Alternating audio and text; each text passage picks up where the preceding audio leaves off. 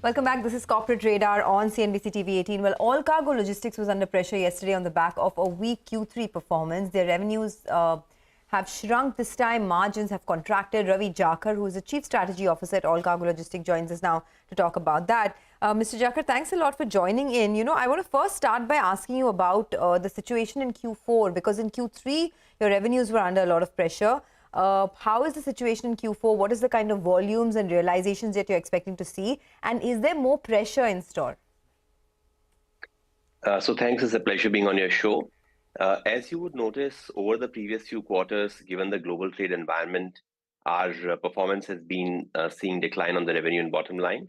However, we had mentioned last quarter that this is now bottoming out. And if you observe the performance sequentially quarter on quarter in the international supply chain business, it's been more or less a flat quarter. EBITDA perhaps has gone up about 8-9% compared to the previous quarter.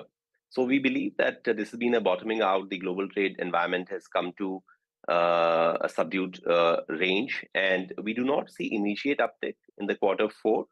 And we maintain that we expect trade revival to happen in the second half of the year, because we are seeing that inflationary pressure is easing across Western Europe and other parts of the world.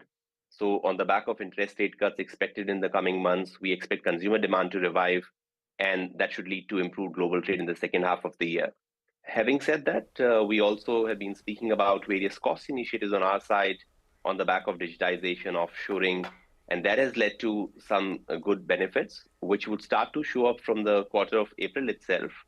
The quarter ending March would see some amount of savings, as these cost reductions come with some degree of termination notices. We would also see a bit of severance cost, which will be a one-off cost.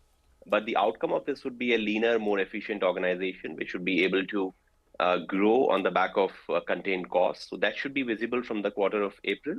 And we expect the trade revival to happen in the second half of the year. But like I said, if you look sequentially, the decline has been arrested, and now it's been rather marginally up on the international supply chain business compared to previous quarter. So can you put some numbers to that? You're sitting on a base of around 3,200 crores in terms of revenues. What do you expect in Q4, and what is the kind of minimum growth that you can do in FY25? So I would say that Q4 is not likely to be much different structurally, because the global trade environment remains quite similar.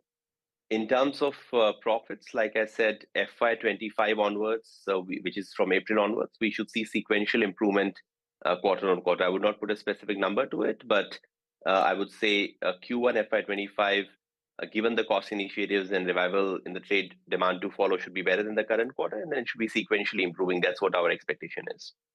Hi, Ravi. Good morning. Good to see you. When you said that there could be some severance cost in quarter four, could you quantify it?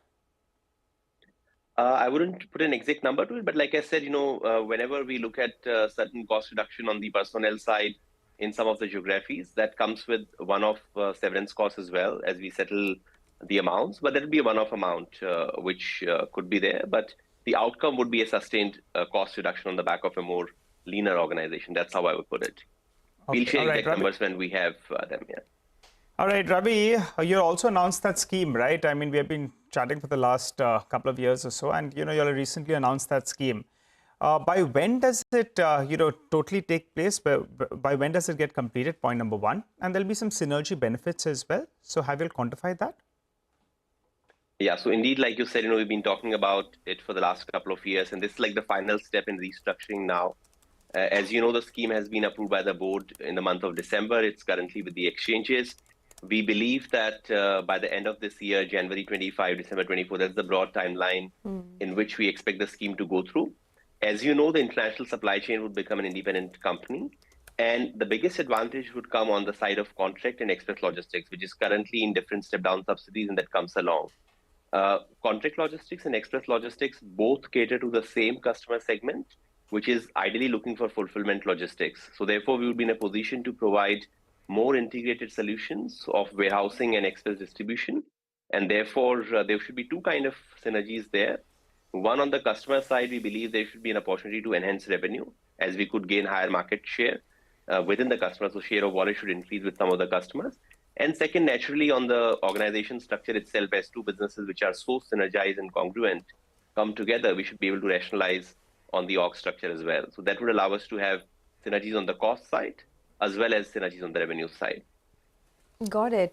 For Gati, I wanted to understand the way forward, right? You have an aspiration to hit 3,000 crores of revenues by FY26.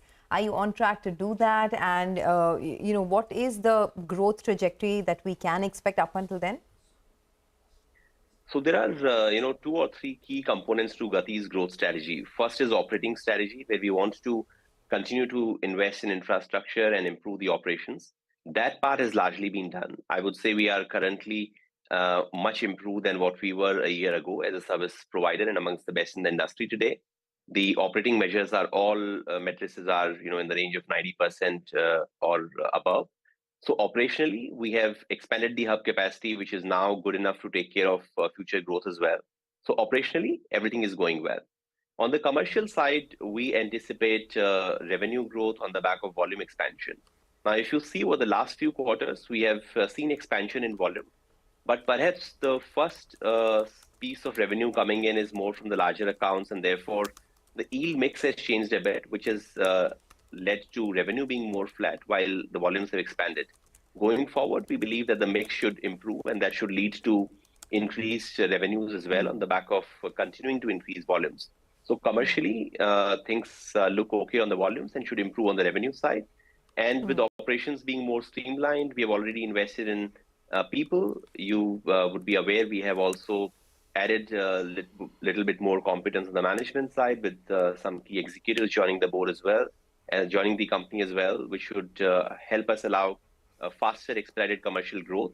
So on the operation side, things in place. Commercially, things should improve over the next coming quarters, and therefore I would say we are on track on the plans. There could be a delay of a couple of quarters here or there from the original plans. In terms of the revenue guidance shared by the management team, it is driven by a combination of things, and the Gati management team would share more details on that. All right. Just one word on fundraising as well. You have a board now to raise 500 crores via either the equity or warrant issue. Any kind of timeline that you're looking at for fundraising at Gati? We are evaluating options. The idea is, the companies have a little bit of leverage. I mean, as you know, Allcargo for the quarter reported ending December, we only have a net debt of about 200 crores. But as a group, we believe it will be good, particularly in the domestic business, to not have any leverage and have better, reserves for supporting growth. So we are evaluating options right now. No specific timelines that I would like to comment on at this point in time. Okay, all right.